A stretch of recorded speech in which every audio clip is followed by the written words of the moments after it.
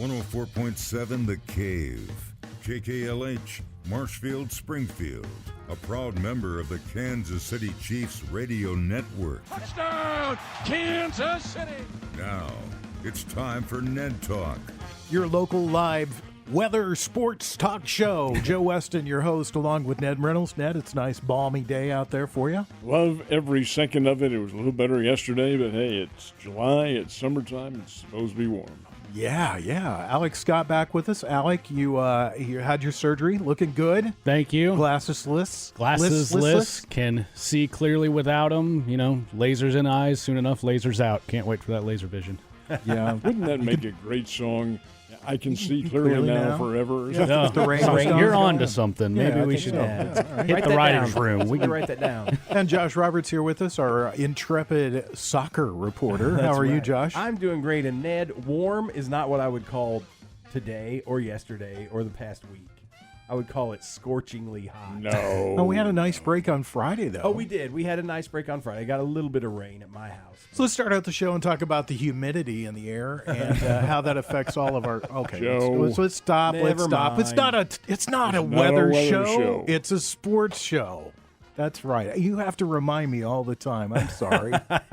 Well, two of us in the room went to the Chiefs Happy Hour, which was last Tuesday night. Mitch Holtis, Dane, and Hughes were here in town at the Dive on Patton, and it was warm there too. But it was I felt invigorated after that was over. I felt ready to go. Mitch gets people up and ready to run through the wall. Ned, we missed you. Your picture was there, though.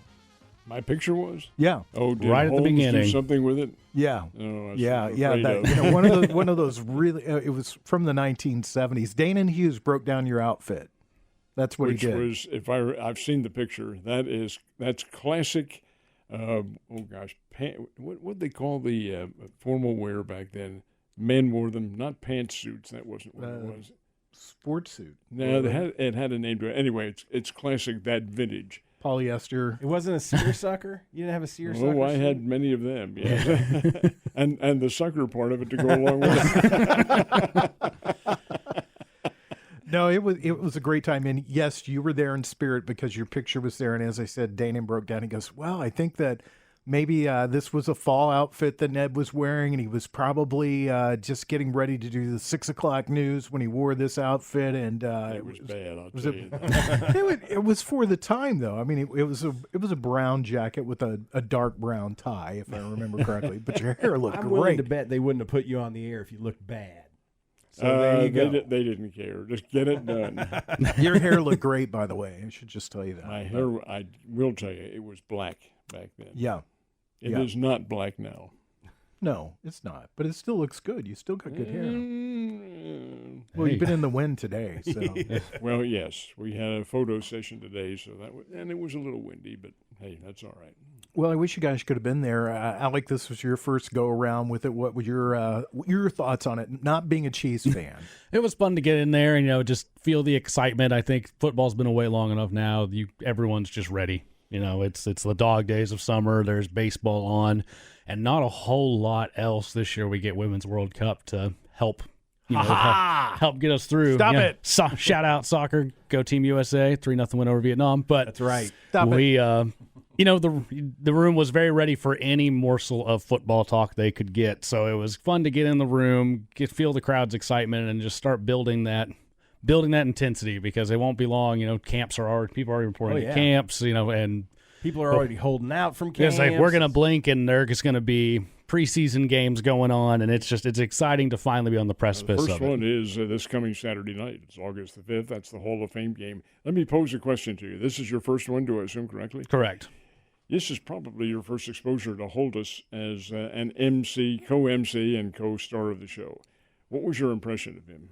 You know, he's really knowledgeable. You know, you get the vibe he could just sit up there and talk Chiefs in perpetuity. He can. Yeah.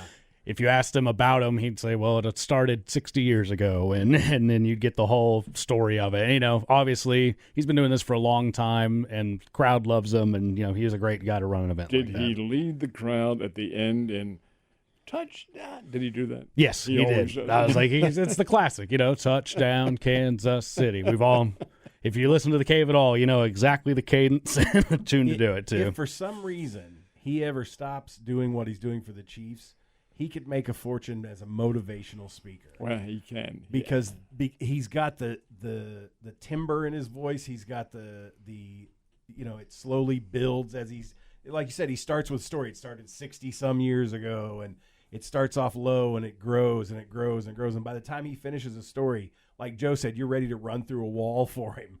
That's what's amazing. He's an amazing speaker. He practices that talent to the utmost. I think this is number 30 for him with the Chiefs, if I'm not mistaken. Prior to that, he was Kansas State's broadcaster. That's where we first met him.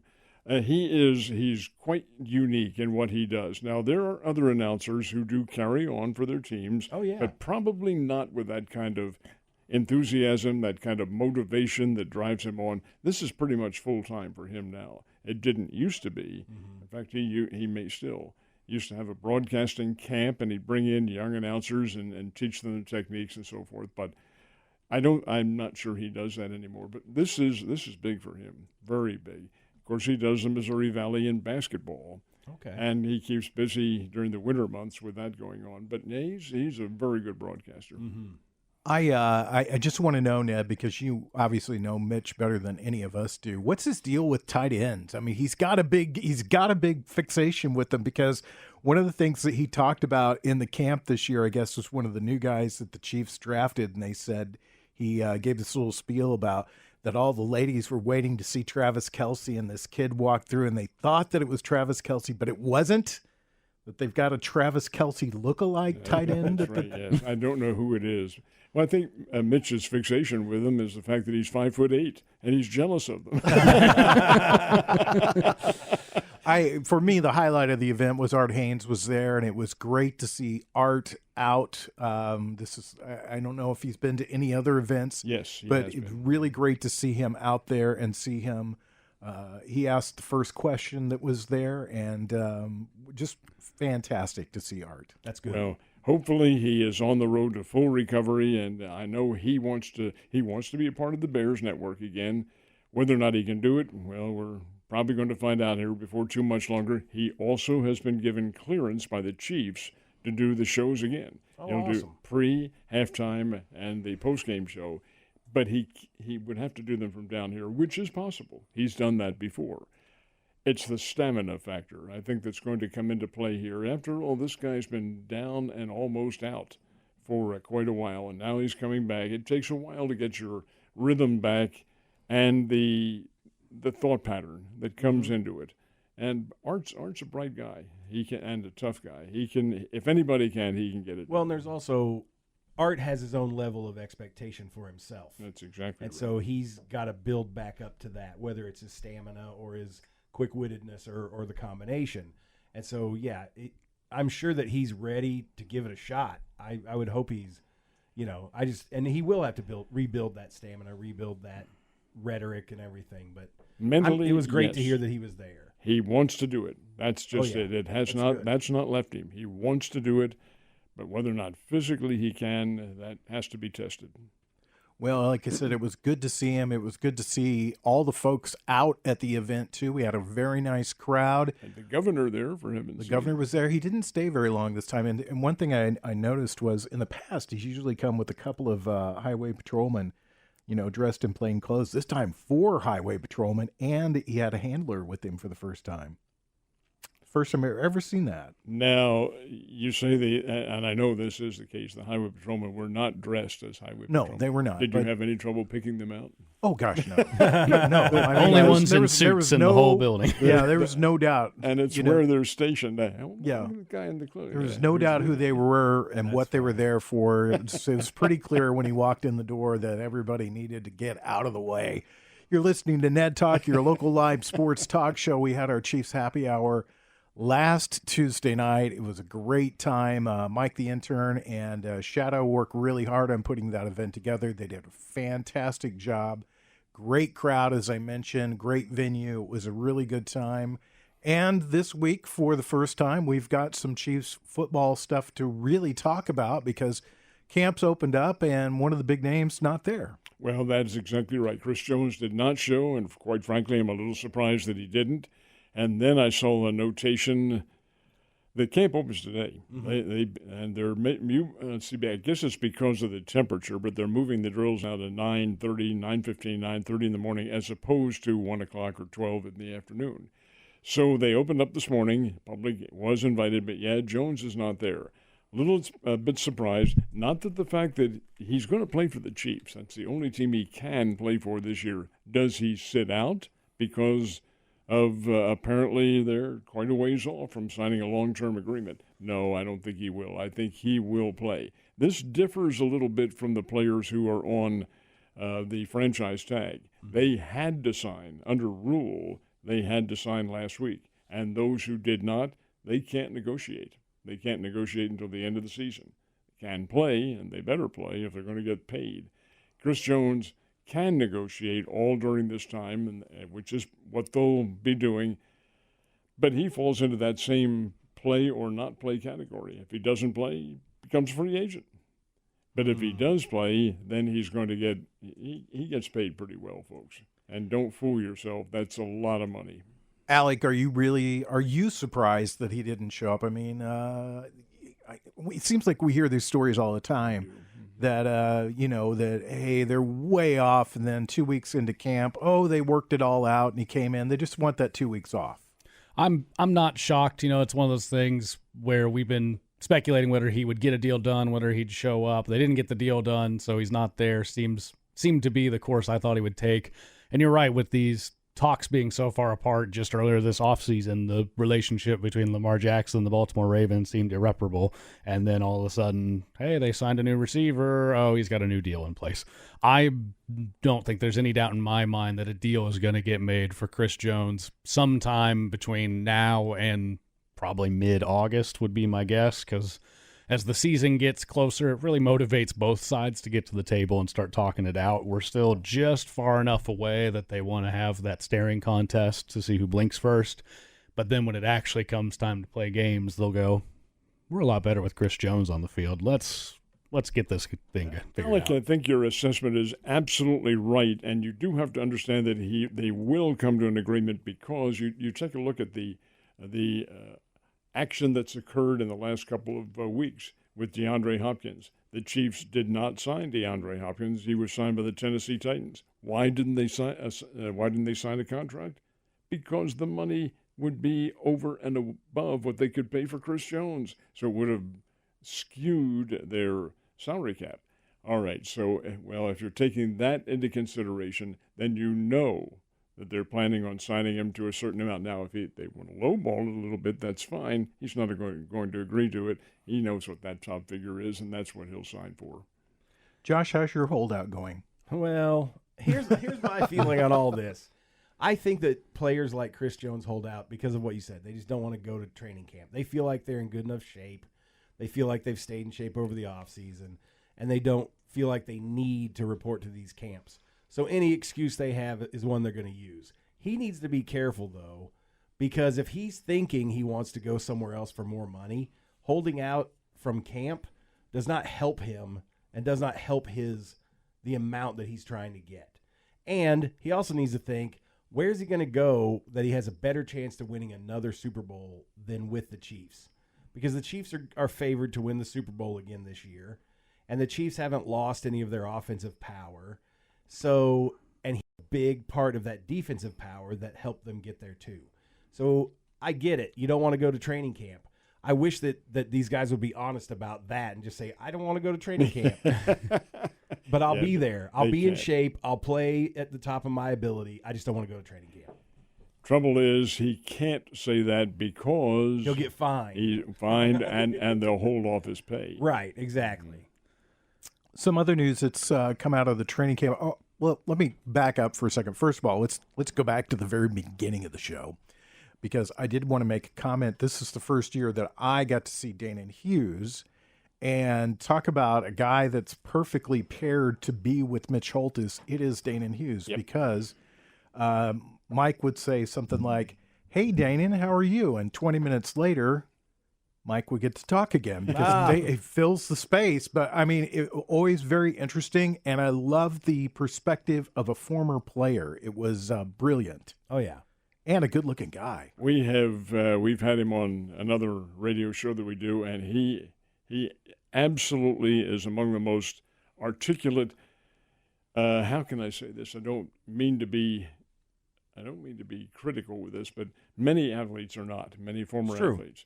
Danon is a cut above, or 2 cuts above everybody else. First of all, he loves baseball, and he is a former pro baseball player in the Milwaukee Brewers system. All-America at Iowa, but he knew that his future was going to be in football.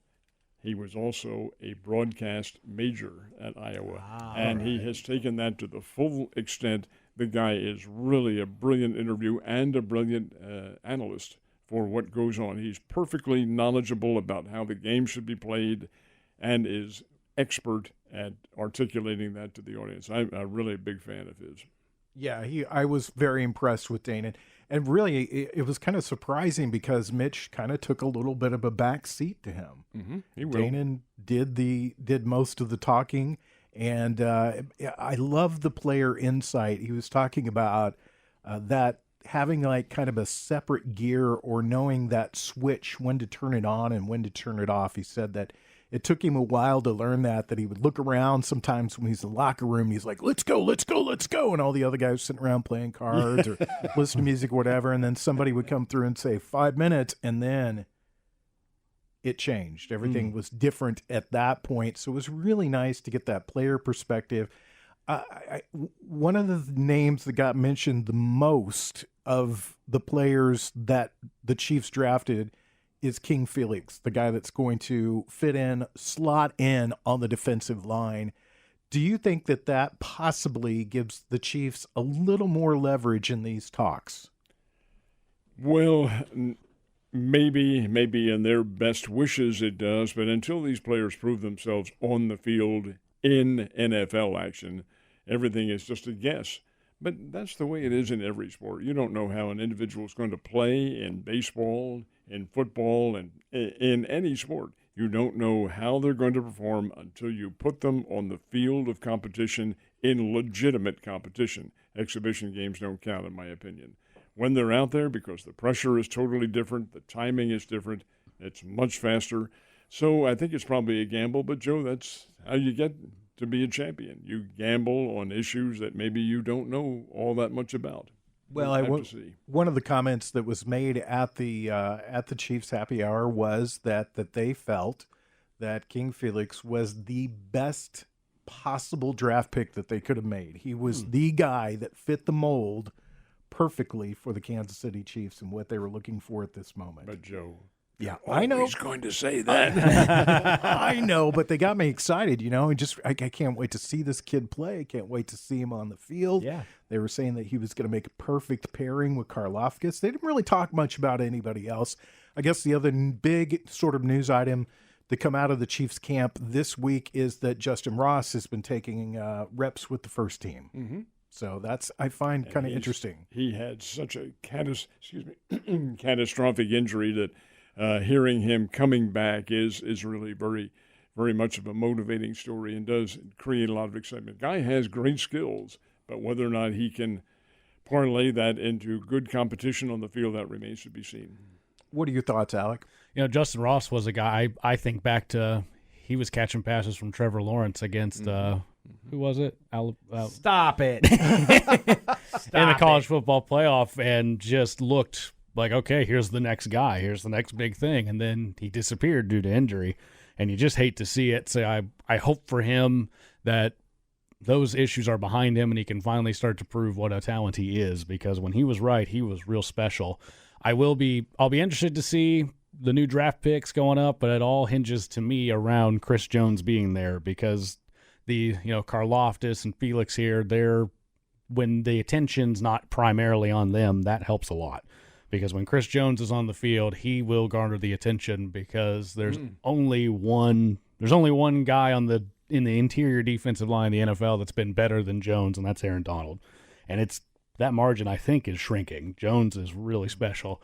So they get him sorted back, then, yeah, these young guys have a lot of room to grow because they're going to get a lot of one-on-ones against tackles. It's true. Josh? I have no comment on Justin Ross. I'm glad he's healthy. What was that Clemson Alabama's final score? Stop it. Really big to really small. Yeah, it was a nightmare.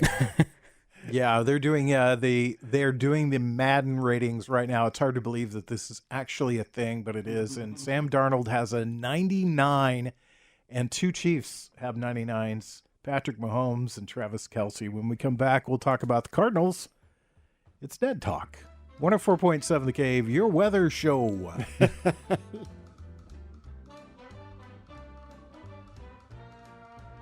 You're listening to Ned Talk on 104.7 The Cave, part of the Kansas City Chiefs radio network. Back to Ned Talk on 104.7 The Cave, a proud member of the Kansas City Chiefs radio network. Here's what's crazy. They're doing these Madden ratings, which in for your life, in case you're wondering, it means nothing. All right, just in case you're wondering, I have a 99 Madden rating in radio, by the way. There you So go. I just thought I'd put that out. I think there's like 6 guys that have the 99 rating, including 2 Chiefs. Tyreek Hill has a 98. Can you imagine if he still played for the Chiefs? It'd be unstoppable on the video game. On the video game. Not on the field, but on the video game, they would be unstoppable. All right. Wah, wah, wah goes the music. So we'll talk about the Cardinals because that's kind of wah, wah, wah sort of music. They're not in last place anymore, folks. That's great news. It's a start. And they had Alec told me that they had a great start coming out of the break, 7-3. Yeah, came out strong, had a series win to open it up against Washington, then a sweep of Miami, and then a win in Chicago, and then 2 blunders in a row now. It's Are they not really like blunders? blunders, fumbles. Flunkers. Yeah, less than ideal outings, but it's the type of start that we had talked about that motivate the front office to maybe hold pat and not make any big moves. And I think that's what's happened. As a matter of fact, they did have it. It was 6 or 7. They won wins. 6 in a row. 6 in a row. And then the 2 current losses to the Chicago Cubs. That may have slowed down the thinking because I really felt like they were going to make a deal before this. Well, now that they lost if they lose today and lose in Arizona coming up at the start of next week, that will really skew the thinking in a lot of respects. But it may already have. They may have already decided on who's going to go, who's not going to go. You hear all this about untouchable players. I really, really would be astounded if they how can I say, reconstructed, so to speak, the corners. In other words, I think Arnado and Goldschmidt stay. Goldschmidt may be in danger next year when he becomes a free agent at the end of the year. But over and above that, I do see perhaps Jack Flaherty going. I do see maybe Dylan Carlson, Tommy Edman. I'd hate that because I think Edman's a really fine player. But you do have to give up something to get something, and the Cardinals do need that something, that intangible. Where they are now, 11 games under 500, that is a massive negative right there. You can't win when you're under 500. At least happens maybe once a century. But you are also 10 games out of first place. And every other team other than the Pirates are in front of you. So they all have to lose. And that, with about 62 games remaining, is a lot. That's a lot to ask. It's a long season. That's what everybody says about baseball. It's not a sprint. It's a marathon. And case in point, the American League East, it looked like, Tampa Bay is going to run away with that. And now they're a game back of Baltimore, who's playing extremely well right now.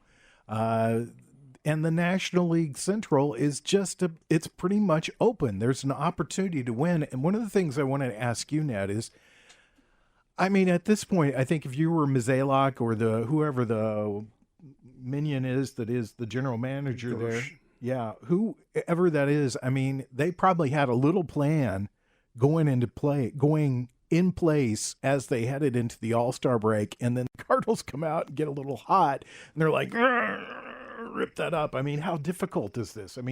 It's such at this point it's like being in Vegas. It's a gamble. Well, you don't you don't make any gains without gambling. I don't mean that in the traditional literal sense of playing specific games on its own and point spreads and things like that. It's taking risks for what you might get in the future. And you're not going to win unless you take those risks. That's why I'm a little bit surprised the Cardinals haven't done something other than Genesis Cabrera, who, in my opinion, is the most profound head case in Major League Baseball right now, dancing out on the mound and showing his emotions very much like Joaquin Andujar used to do. You don't need that. That doesn't figure into the mix. So he's gone. He goes to the Toronto Blue Jays in exchange for a catcher. I would have thought there would have been more deals by now. And it could be the Cardinals aren't going to make any. I can't believe that won't happen. But you have to understand that when August 1st arrives, it used to be back in the old days that, the trade deadline's over, but you can make waiver deals. You can't even do that. You are dead stopped right there from making any kind of deal until the playoffs start in the World Series, and then you can bring in some other players if somebody's injured on your roster. They've got it pretty well figured out now. And at this point, we haven't seen a ton of big moves on cross Major League Baseball as a whole, and I would say that's a motivating factor right now as well, because we've still got a week or so of this before the trade deadline comes, and desperation ramps up a little bit. Even just as you get closer and closer, a team might be willing to make that trade for a guy like Flaherty that they maybe aren't even today. So there's not a lot of onus to move immediately when any trades the Cardinals would be making are not going to be win now trades. They're going to be win tomorrow trades. So they're not looking to stock up for now. They're looking to reload for later. So I think there will be something happening in the near future with the guys like you said, or Jordan Montgomery, who's on a contract year. I won't be shocked if today's his last outing with the Cardinals, because he's been pitching really well. Someone who's actually in contention might really want him.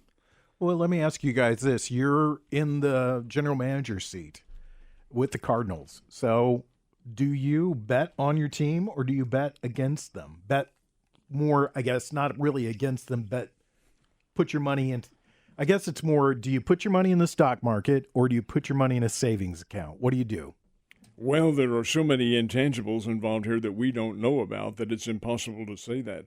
You don't know what the mental attitude of a Flaherty or a Montgomery or a Hicks, you don't know what their attitude is. Will they be liable to sign as free agents in the offseason? Hey, the Cardinals have to explore the mindset and figure out. I think Jack Flaherty has some major league abilities, but he's not very consistent. I think Montgomery may be the best pitcher on the team right now. I think he goes today. He is. Yep, he's lined up today. Okay, the Cubs will have trouble with him. He's a tough left-hander. But, again, a lot of it depends on do they want to stay there. Now, you hear all the story, they all want to play for the Cardinals, greatest franchise in Major League Baseball and blah, blah, blah, and all this sort of thing. That's coming from the St. Louis media guys. Oh, yeah. And that's what they do. But the fact of the matter remains, I do think that all those individuals will declare free agency, but that does not preclude them from re-signing with the Cardinals again. Alec, what about you? What do you like playing this game better than Ned does. What do you do? I'm forever a pessimist with my sports teams, so I would probably hedge for the future. I think if the Cardinals were in any other division, and either of the other divisions in the National League, they would already have waved the white flag, because you're not catching Atlanta and you're not catching the Dodgers or Diamondbacks if you're out west. So it's only by virtue of being in a weak NL Central that they even still feel like that they have a shot. But my mindset is with this team, even if they go to turn it around, break 500, and scrap out the NL Central, there's just not enough pitching on this staff to make a splash in the postseason in any best of series. Eventually, that would taper and they would falter, is my mindset. So I would say take some of these guys that if you think you're going to lose them, might as well get something for them in return. Josh, you're the general manager. I'm biased against the Cardinals, so I went to a source that's not John Oliver. I talked to him about the Cardinals this week. You actually spoke to John Oliver? I did. He's still alive. He is? He's out there in the ether, floating around in space. Is he? Did he clean up his basement yet? No, I don't think so. Okay. All right. But he, being a longtime huge Cardinal fan, said they should blow it up and plan for the future. That was his opinion, is that they should get what they can get for the players that they have and get some new talent in there and rebuild. John's a bit of a pessimist, too. I should say that. He is. He's a Cardinal fan, but he's on the pessimistic side. Test your memories from last year. One of his final appearances may have been his last one. When he sat in here, I thought John was a very astute assessor of what baseball is. He knows a lot about it. He said, look, guys, like it or not, the Cardinals are built to maybe get in the playoffs and maybe win one round, and after that, no. Yeah. They're not building for that kind of championship run because they know they have the fans there. Right, and that's one thing he said. He said, but the fans are never – the problem is if they had 3,000 in attendance like Oakland has, they would blow it up. But because their fans are so loyal and their fans still show up, that's part of why they don't feel that extra pressure to change. It's what I say about the Cubs all the time, too. All the pressure's off the Cubs to win another World Series because it was 108 years before they won one, and they won one in 2016. So they've got another 101 years before people are going to start asking about it. But again. maybe, and their fans still show up. Here's my argument for this, though, because I am married to a St. Louis girl, and I have been around St. Louis fans enough to know that sorry, guys, you can be a bit fair weather. Oh, that's true, yeah. Yeah. And I know that if they go into next season and they continue to play this way in next season, there'll be some major, major grumblings. And you'll see fans drop off. You'll see that there'll be fewer people at the games because Alex sitting here, his whole life, he has seen nothing but Cardinals success. If they stay a middling or below middling team, that fan base will walk away. They'll find something else to do. So I don't think that the powers that be can count on that because I don't think it's like the Cubs where you're going to Wrigley Field. And I think what is discounted a lot personally is that you don't have Yachty there. You don't have Albert Pujols there. There's nobody on this Cardinals team except Adam Wainwright, and he's not playing very well, that I get the impression that anybody that's a Cardinals fan feels all that warm and fuzzy about. That they're like, oh, this is our guy. This is our guy. When I listen to Cardinal fans talk about Yachty or Molina, you would think you were talking about the next coming because you couldn't say anything bad about him. And there's nobody on this team that's like that. And, there's not going to be for a while because Yachty or Molina's, Albert Pujols don't come along. No, they don't. Very often. And, even if they do, how often do they stay with one team? It's just almost unheard of. And it's, to me, unfair for anybody to have to try and step in and fill that particular role. Well, there's a lot of young guys. The fan base is excited about Jordan Walker. They're excited about Mason Wynn in Memphis. Watching Arenado and Goldschmidt play is a privilege, seeing arguably the two best defensive players at their positions and arguably two best offensive at their position as well. I do want to add to what I said earlier about trading. For me right now, I would not move Arenado or Goldschmidt. I would keep them in place because if you were to get rid of them, you are really throwing in the towel. They are valuable members defensively, yes, and from a team unity. Now, so far it hasn't manifested itself, at least in a general cohesive extent, but they are certainly capable of doing that. There are just a number of ways they can go with this thing. All right, just came across Bleacher Report. If you were waiting for this, Kadarius Toney already injured. When we come back, we'll talk about soccer on 104.7 The Cave, Ned Talk.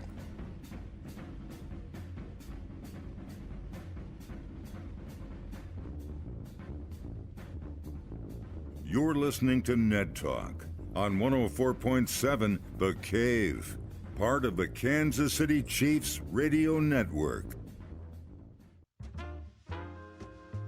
Back to Ned Talk on 104.7 The Cave, a proud member of the Kansas City Chiefs radio network. Ned Talk, your local live sports talk show. Joe Westen, Ned Reynolds, Alex Scott, Josh Roberts. This is the Josh Roberts segment of the show because we get to talk about a little bit of soccer. It was big news this week. Lionel Messi made his debut with Inter Miami and with MLS. Inter Miami in their pink uniforms. Which whatever. You know what? I am very critical of MLS. I tend to jokingly call it minor league soccer because the European leagues are a level above American soccer for men. They're way above. Yeah. And so what you're seeing is a lot of these top tier European players, when they kind of age out of being able to play in the European leagues, they will sign a big contract in America, which brings a lot of prestige and notoriety to soccer in America, which is good. But so you had David Beckham, you had Wayne Rooney, you had Zlatan Ibrahimovic. Now you've got Lionel Messi, who is possibly the greatest player in the world. So it's exciting. And he did score a goal. It was a penalty kick, which, is like a gimme for him. He's so good at penalty kicks. It was a free kick off a set piece. Oh, it wasn't a penalty? Yeah, it was not a penalty. Okay. It was I'm sorry. It was just outside the box. Okay. Free kick that he bent in there. Well, he still has talent, and he will make that team a contender while he's there, which is good. Did he bend it like Beckham? He bent it like Beckham. Everybody bends it like Beckham now. There's an amazing group of people that were at that game or match or whatever it is. Oh, yeah. Well, and David Beckham's one of the co-owners of that team, so he brings a lot of people in. I saw him, after he saw Messi get the goal and he just, given the, wow, what a guy, kind of thing. That used to be me out there. Yeah, it used to be me. I guess LeBron James was there, and I'm sure he was. Yeah. Serena Williams. Oh, wow. Amongst other people. So what's this do for the MLS, though? It brings a lot more attention to them, especially, the other guys that I mentioned were big names in Europe, but they weren't all that well known in America. Lionel Messi is known worldwide, everywhere. He's an international superstar. He's on the level as far as notoriety of a Pele or a Cristiano Ronaldo or a can't even remember his name now. The other Argentinian guy, the Hand of God, 1986 World Cup winner. Ronaldo, is that who? No. Anyway, it'll come to me. But anyway, so he brings a lot of publicity to MLS, which they need because they're not even considered a top tier sport in America. You think of the Big Four. You don't even think of soccer as being part of that. So they need that notoriety. They need that publicity, and this will bring them more than they've had in the past. And we have women's soccer to talk about, too. I'm trying to look this up for you, Josh. But Maradona, Diego Maradona. Well, that's not a household name. Come on. Well, he was at the time. That would not trip off my tongue. I know. Pele would. Beckham would. And I would even say Wayne Rooney to a certain extent. Well, and the guy who came over from Beckham, who you're talking about, came over from, was he Manchester United? Yeah, he played for United. And then comes over to Los Angeles. Of course, he's going to a media mecca. Sure. And that helped out. The same with Messi going to Miami. Correct me if I'm wrong, but that Miami victory, didn't that come against St. Louis? That's who they. I think that's who they played. Yeah, it might have been. Yeah. They're going to see big draws for him to play against these teams. The opportunity to see a legend of sport in your town. That's who's going to pass that? Yeah, up? that'll bring people out. Yeah. And he is an exciting player. He moves the ball really well still, and he can score pretty much anywhere. So he's a great player still. Yep. Let's talk about women's soccer for just a second. The World Cup opened up this last week. The women's team got a victory over Vietnam, 3-0. And when's their next match, Josh? The next match is Wednesday against the Netherlands, which is the other top team in their group. So that'll be a good match. It'll be on Fox at 8 p.m. It'll be on really early in the morning since they're in Australia and New Zealand playing the games, but they replay them on the Fox networks. It's like, watch these ones that are airing at like 8 p.m. while you can, because eventually they're going to be at 2 or 3 a.m. Yeah, because once they get to the elimination round, they'll be really early in the morning. Who's the big challenge this year for the women's team? I think it's going to be Japan, which is typically their rival. Japan is the only team that's beaten the U.S. women in a World Cup, and Japan won their first game 5-0 over somebody else in their group. I can't remember. Four I'm a uninformed great- I'm a sports great guys. Sportscaster. But yeah, so Japan I think will be their biggest rival. Although there's a lot of good teams in there. Spain has a good team. The Netherlands have a really good team. So They played the U.S. for the finals, the championship in the last Women's World Cup. So it's a nice little rematch. yeah, and so England is good. Denmark is good. Oh, Japan beat Zambia 5-0. One of the African. Is that even a country? It is. Okay. All right. So yeah, there's some good competition this year, and one thing that this U.S. women's team has been together for so long. Some of those players are getting to that age where their skills may have diminished a little bit, which is going to make the competition a little tighter. And so there's going to be some exciting soccer in this World Cup. It's not a runaway for the U.S. by any means. What about you, Ned? Any thoughts or none? I think it's a good warm up, and I don't mean that to be demeaning at all. The ladies are great soccer players, but it's a good warm up to the other World Cup, which will be coming up in 2026, and tri-hosted by Canada, the United States, and Mexico. So once there's excitement built from the women's soccer, which there will be, because the USA will probably win the title, then I think there's a great carryover into what could happen. Yeah.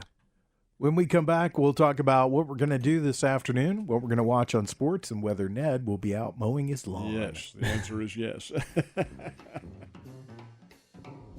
You're listening to Ned Talk on 104.7 The Cave, part of the Kansas City Chiefs radio network.